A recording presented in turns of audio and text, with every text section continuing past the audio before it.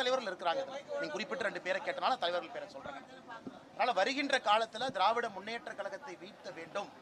அது கண்டிப்பா வீழ்த்தப்படும். அதற்கு தமிழக மக்கள் என்ன நினைக்கிறாங்க? ஒரு அணியாக திரண்டுவாங்க. ஒரு அணியாக நாங்கள் திரண்டு நிற்கின்றோம். நாங்கள் யாருக்கும் எதிரி இல்லை.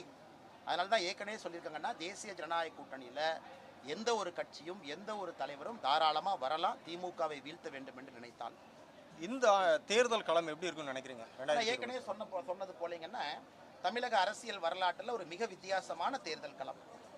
வலிமையான கட்சிகள் 4-5 கூட்டணிகளாக இன்னைக்கு உருவாயிருக்கு.